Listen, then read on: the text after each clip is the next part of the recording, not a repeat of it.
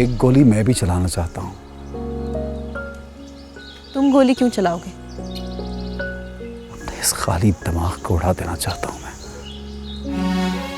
तुम्हारी तबीयत ठीक नहीं है, चलो अंदर चलो। नहीं मायला, मैं बिल्कुल ठीक हूँ। बल्कि मैंने सोचा है कि मैं तुमसे और तुम्हारे अब्बू से इजाज़त चाहूँगा। मैं यहाँ से जाना चाहता हूँ। तुम कहाँ जाना चाहते हो? कि तो मैं भी नहीं जानता, लेकिन जाना तो है ना मुझे। हमेशा के लिए यहाँ तो नहीं रह सकता। तुम भी अंडर ट्रीटमेंट हो और अब्बू की पूरी कोशिश है कि तुम्हारी याददाश्त वापस आ जाए। जिस दिन तुम्हें तुम्हारा माजी याद आ जाएगा, तुम चले जाना। Impossible, it's impossible. मैं गुजरे हुए वक्त के दामन से घिरा वो पल हूं जिसे वक्त तलाश करता हुआ मेरे पास कभी नहीं आएगा, कभी नहीं।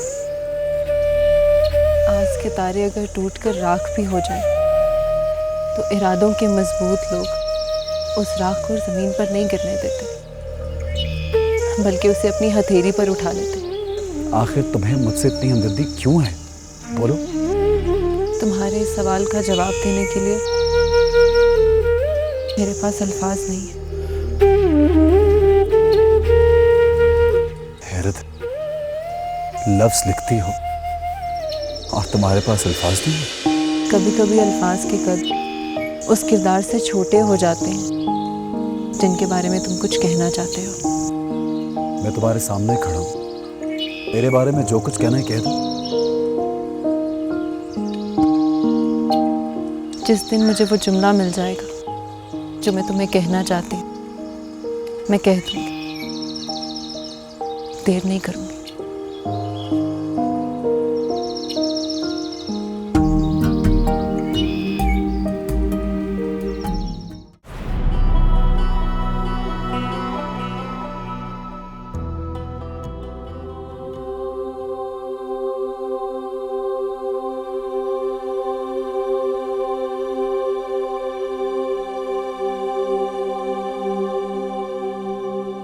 आप यहाँ क्या कर रही हैं फूफी जान?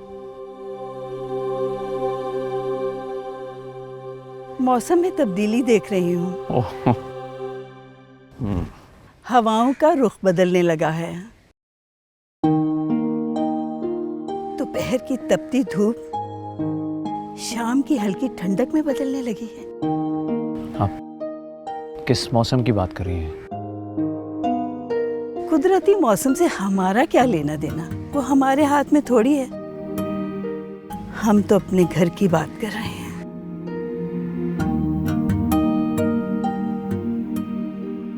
हाँ, घर का मौसम तो ठीक होना ही है फूफी जान। इस घर की दरो दीवार तो कमजोर हो सकती है, लेकिन इसकी जड़ें बहुत मजबूत हैं। छोटी मोटी दरारें तो छतों पे आ जाती हैं, लेकिन डर तो उस वक्त होना चाहिए जब जमीन में दरारें पड़ जाएं। और इस घर की जमीन है चचा जान, ना वो खुद टूटेंगे और ना ही किसी को टूटने देंगे।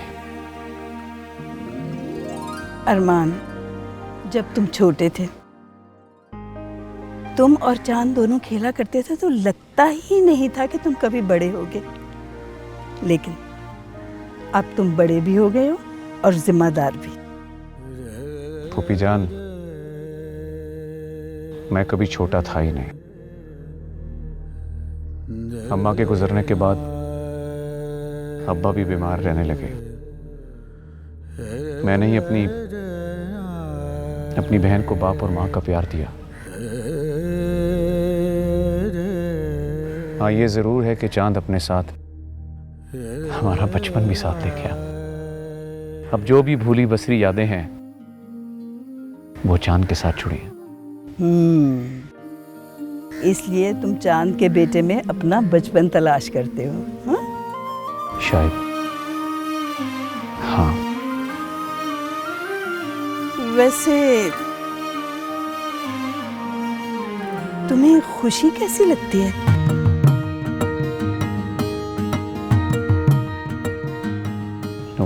वैसे ही फूफी जान, जैसे चांद के दोस्त को चांद की बीवी लगनी चाहिए।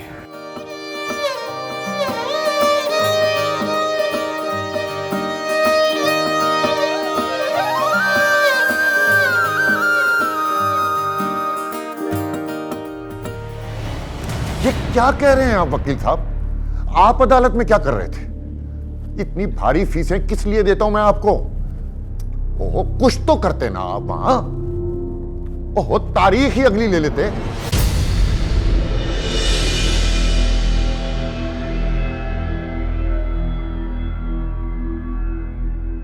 ओहो,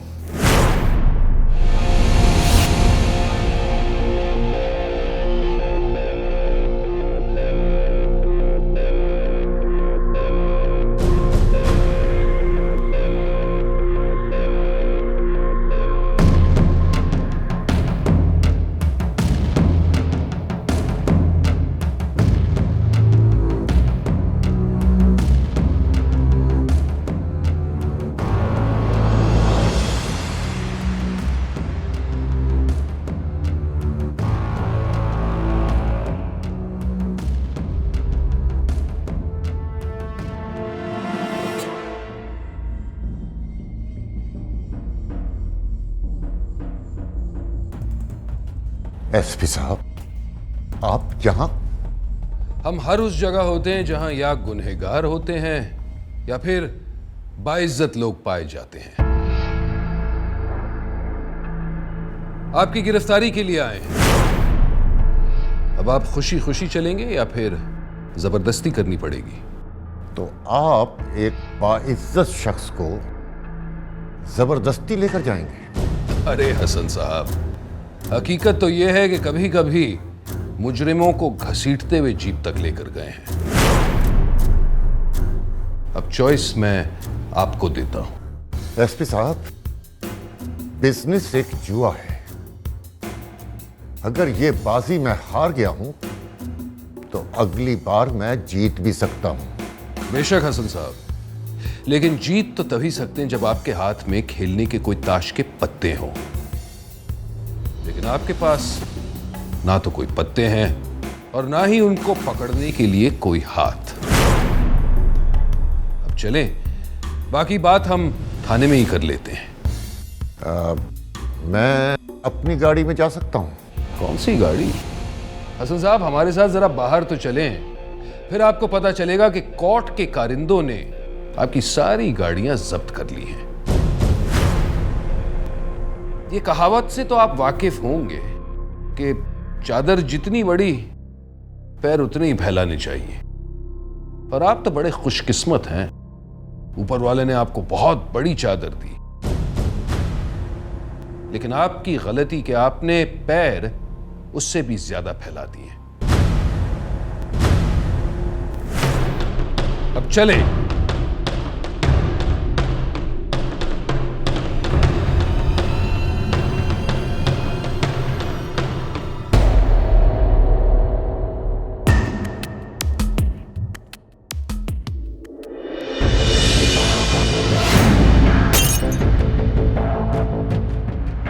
नहीं छोड़ूंगा मैं किसी को, नहीं छोड़ूंगा।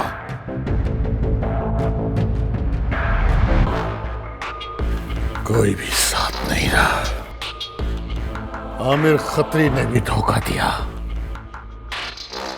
और ज़ैनब भी साथ छोड़ गई। लेकिन कोई ये ना समझे कि मेरी कोशिशें नाकाम हो गई। मैं अपने चचा नवाब वहीदुल्लाह की बर्बादी देखना चाहता हूं और इंशाल्लाह देखूंगा। हवेली की एक एक ईंट को गिरते देखना है मुझे। उनकी खुशियों को मातम में बदलते देखना चाहता हूं मैं।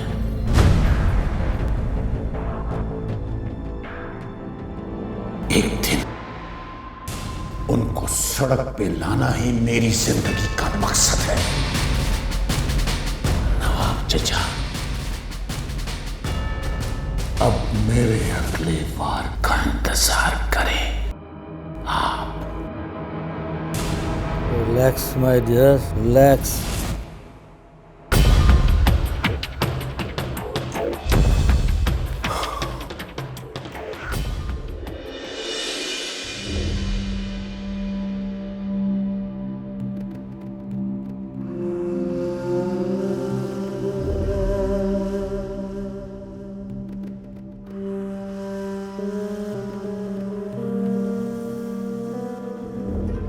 क्या बात है हसन साहब, इतना परेशान क्यों लग रहे हैं? पहले जलील करते हो, फिर चाय पिलाकर इज्जत देते हो। माफ कीजिए हसन साहब, मैंने आपको जलील नहीं किया। मैं तो बस वही कर रहा हूं जो कानून ने मुझसे कहा है। कोई बात तो जरूर है कि एक पुलिस वाला मुझे चाय पिला रहा है। वैसे तो पुलिस वाले चाय पानी के लिए मशहूर हैं, लेकिन पिलाने के लिए नहीं, पीने के लिए। आपने बिल्कुल सही कहा, लेकिन मैं चाय आपको सिर्फ इसीलिए पिला रहा हूं क्योंकि ऑर्डर दिया गया है कि शायद चाय पीने के बाद आप नीलामी के लिए तैयार हो जाएं। लेकिन फिर भी अगर आप जिद करते हैं तो केस हो जाएगा और फिर आपको जेल भी जाना पड़ेगा, लेकिन नीलामी हर हाल में होगी। कल कोर्ट से जो फैसला आएगा आपको तो जेल जाना पड़ेगा। इसलिए बेहतर यही है कि आप सोच समझ के डिसाइड कर लें, ये नीलामी आप यहीं करवाना चाहते हैं या फिर जेल से। देखिए हसन साहब, मैं आपका वेल विशर हूं, आपका खैर खां हूं, इसलिए ये मशवरा दे रहा हूं कि जो घर शायद आपका ना हो उसमें कम से कम एक रात तो गुजार लें। ठीक है, मैं हलफनामा देने के लिए तैयार हूं और नीलामी के लिए भी तैयार हूं। लाइए पेपर्स।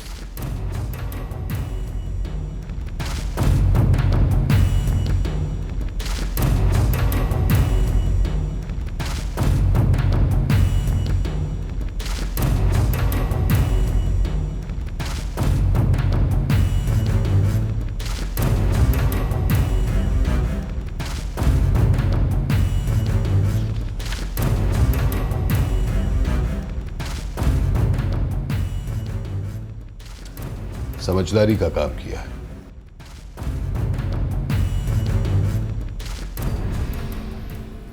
दैट्स इट हसन साहब, थैंक यू, आप जा सकते हैं। आपको हमारी गाड़ी में जाने से कोई एतराज तो नहीं है ना? नहीं, इन्हें घर छोड़ो। मैं सबसे कहता हूं और आपसे भी कह रहा हूं, नथिंग पर्सनल, जस्ट ड्यूटी। वैसे अब जबकि आप बर्बाद हो ही चुके हैं तो ये भी देख लेते हैं कि आपका हमदर्द कौन है और दुश्मन कौन। देखते हैं नीलामी के लिए कौन आता है।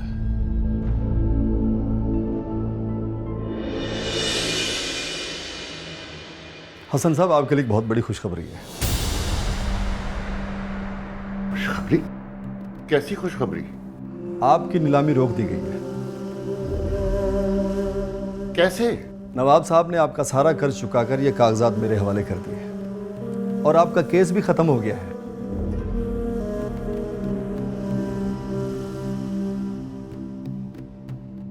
हालांकि आपने तो उनके सारे शेयर्स खरीद के उन्हें बर्बाद करने की कोशिश की।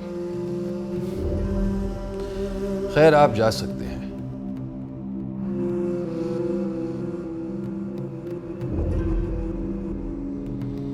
चलिए वकील साहब।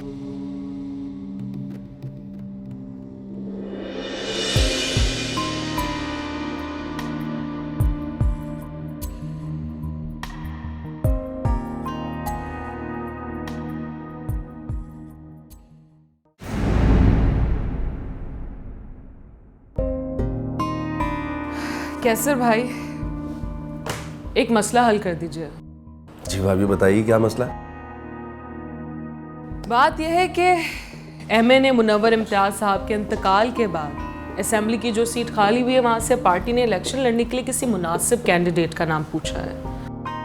आपको क्या लगता है किसका नाम सजेस्ट किया जाए?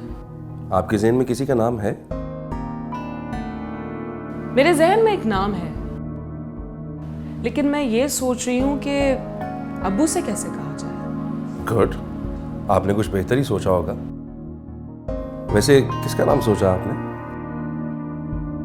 आपको क्या लगता है मैं किसका नाम सजेस्ट कर सकती हूँ? देखें भाभी, नाम तो आप ही को सेलेक्ट करना है, मैं क्या कह सकता हूँ। मुझे तो सिर्फ इतना पता है कि आप जो भी सोचेंगी पार्टी के लिए बेहतर सोचेंगी।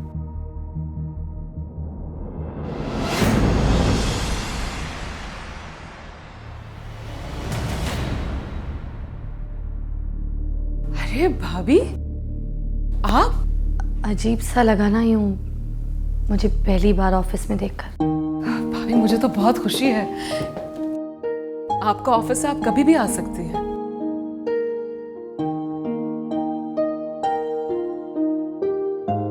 एक्सक्यूज मी कैसर भाई, इफ यू डोंट माइंड, मुझे खुशी से कुछ पर्सनल बात करनी है। जी जी ज़रूर भाभी। आप क्या थोड़ी देर के लिए बाहर चले जाएंगे? अरे भाभी कैसी बात कर रही हैं आप? ज़रूर, प्लीज़ एक्सक्यूज मी।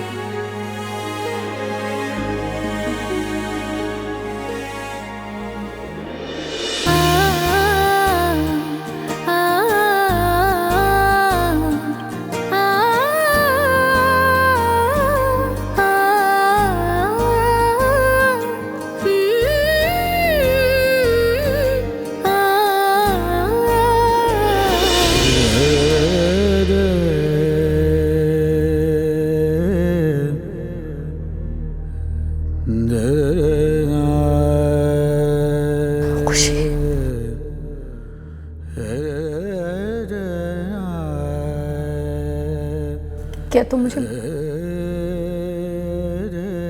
मुझे माफ कर सकती हो?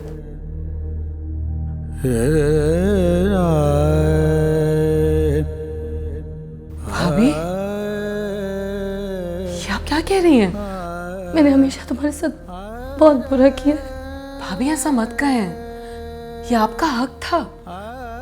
आप मुझे कभी भी गलत नहीं लगी। आप बैठे ना।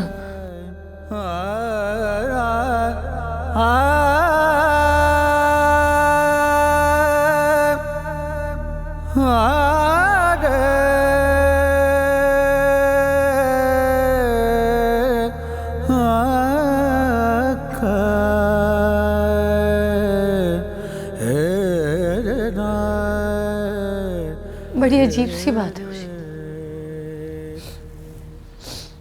इस घर में सबके दिल बड़े, बस एक मैं ही छोटे दिल की निकली। मैं तुम्हारे साथ बहुत बुरा सलूक किया, मुझे माफ कर दो।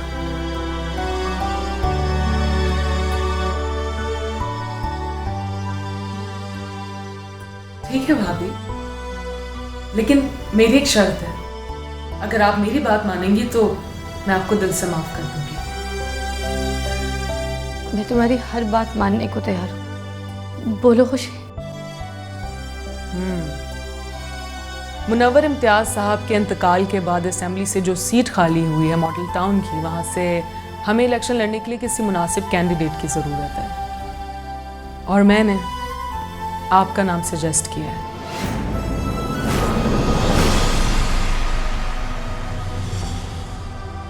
अब आप इनकार नहीं कर सकते, आपने वादा किया मुझसे।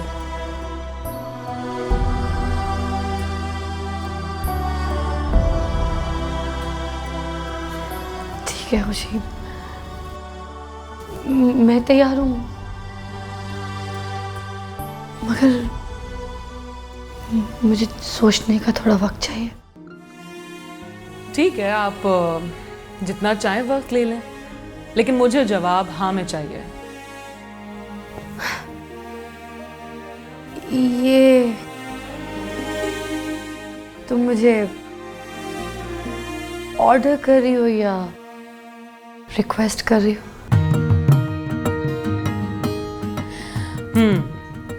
छोटी बहन होने के नाते मैं आपसे रिक्वेस्ट कर रही हूँ, और पार्टी की वाइस प्रेसिडेंट होने के नाते आपको ऑर्डर दे रही हूँ।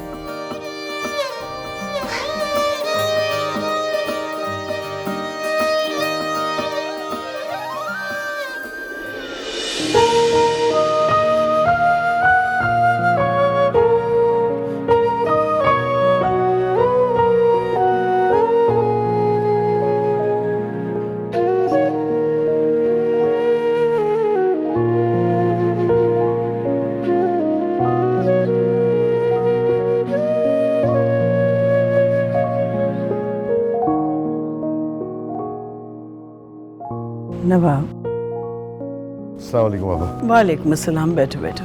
कैसी हैं आप? मैं तो ठीक हूँ। तुम कुछ थके थके से लग रहे हो। तबीयत तो ठीक है ना? बस कुछ थकावट सी महसूस कर रहे हैं, पता नहीं क्यों। काम की ज्यादती और क्या, आराम भी कर लिया करो।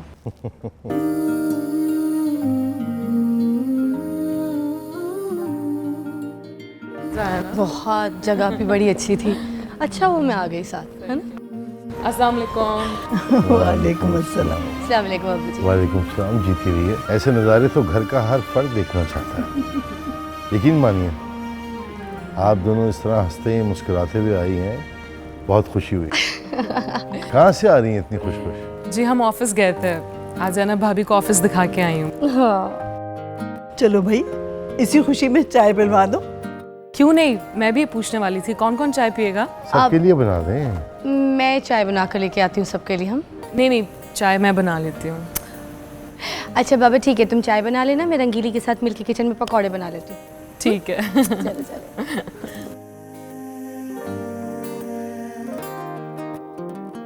अच्छे खुश रहते हैं। मर्जी जिसकी भी हो भाई, आई डोंट केयर। पार्टी कब दे रहे हो? अरे पहले काम तो हो जाए, फिर जितनी चाहे पार्टी ले लेना। अरमान भाई ये गलत बात है, आपने अभी तक हमें पार्टी का क्यों नहीं बताया? तुमने? कैसी पार्टी? कौन दे रहा है पार्टी? कुछ हमें भी तो बताओ। हाँ भाई, किस बात का सस्पेंस है? बताएं क्या, कौन सी, कब और कैसे पार्टी होगी? अबू, अरमान ने फैक्ट्री के लिए एक प्लॉट देखा था और उसके लिए बैंक से लोन अप्लाई किया हुआ था। वो लोन आज अप्रूव हो गया और इनका गारंटर भी मैं हूँ। ये तो बहुत अच्छी बात है, पार्टी तो होनी चाहिए। दरअसल चाचा जान, मैंने और शान ने मिलकर ये ख्वाब देखा था।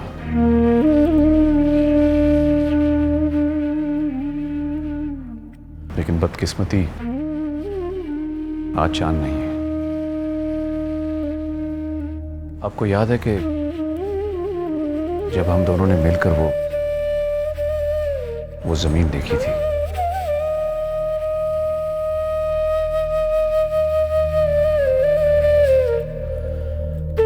बस यही वादा पूरा करने की कोशिश कर रहा हूं।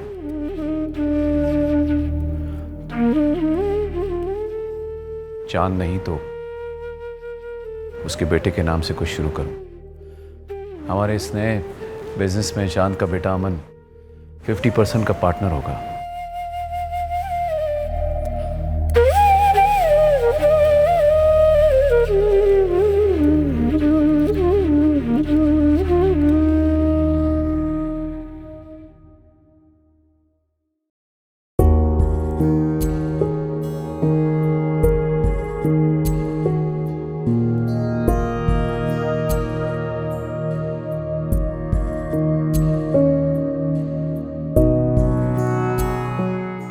कुरुतुलैन फोन उठाओ मेरी जान, फोन उठाओ।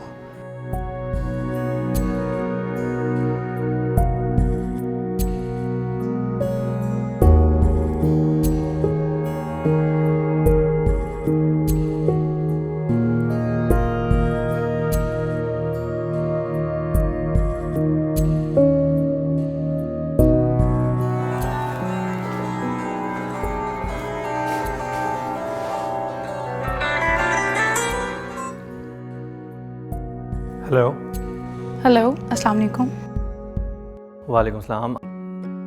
वो दरअसल कुरुतुलैन फ़ोन नहीं उठा रही थी, इसलिए आपको तकलीफ़ थी। क्या आप मेरे उससे बात करवा सकते हैं? असल में उसका फ़ोन कुछ प्रॉब्लम कर रहा है, तो मुझे बता दो, मैं उसे मैसेज भिजवा दूंगा, वो तुम्हें खुद कॉल कर लेगी। वो दरअसल अरमान भाई की एक नई फैक्ट्री शुरू हो रही है और वो ये चाहते थे कि सारी फैमिली उनके साइड पे रहे। इस तरह एक फैमिली गेट टुगेदर भी हो जाएगा। इसीलिए उन्होंने मुझे कहा था कि मैं कुरुतुलैन को ज़रूर इनवाइट करूं। सिर्फ एनी को? नहीं, सबको। ठीक है, मैं एनी को ड्रॉप करवा देता हूँ। आप भी आते तो अच्छा होता, अरमान भाई खुश हो जाते। सिर्फ अरमान भाई? जी हाँ। तो सिर्फ अरमान भाई की खुशियों के लिए तो नहीं आऊँगा। मैं क्या कह सकती हूँ, मर्जी और जिद तो आप ही की चलती है। आप आते तो मुझे भी अच्छा लगता। Okay, thanks.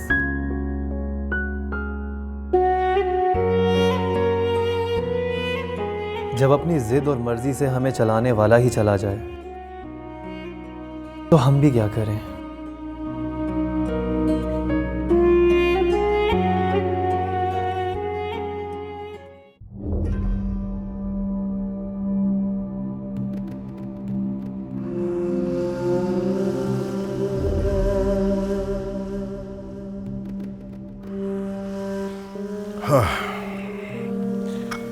जमीला बेगम कुछ तबीयत ठीक नहीं लग रही है हमें अपनी, शायद हम फंक्शन पे ना जा सकें।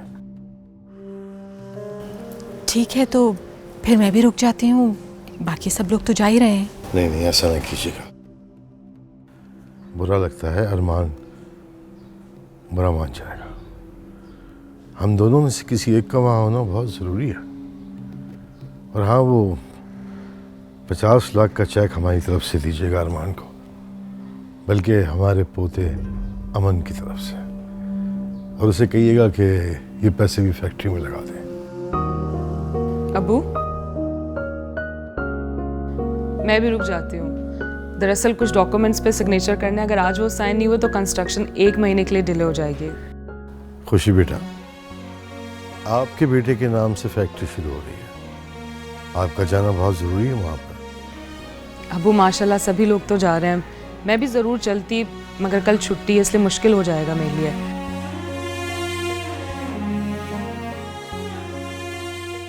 मैंने डॉक्यूमेंट्स घर पे ही मंगवा लिए हैं, बस जैसे ही फ्री हो जाऊंगी आ जाऊंगी फंक्शन में। ठीक है बेटा, आवाम का काम है, इसलिए मैं आपसे जिद भी नहीं कर सकता जाने के लिए, जैसे आपकी मर्जी। बेहतर अबू।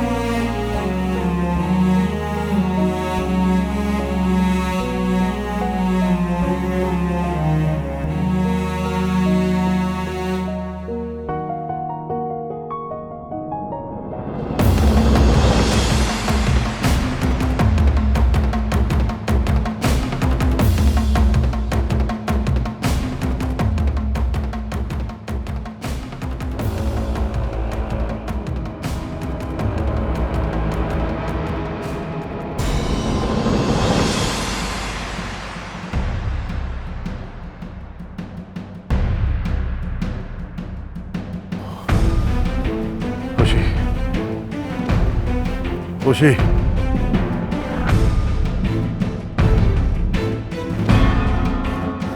खुशी,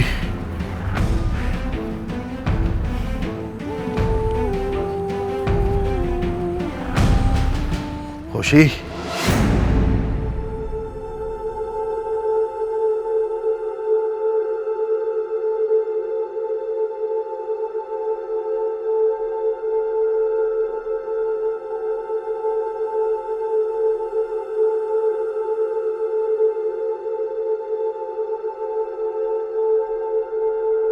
खुशी,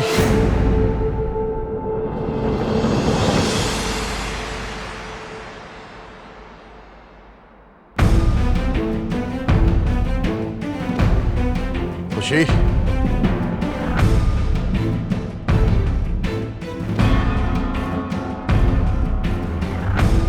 खुशी,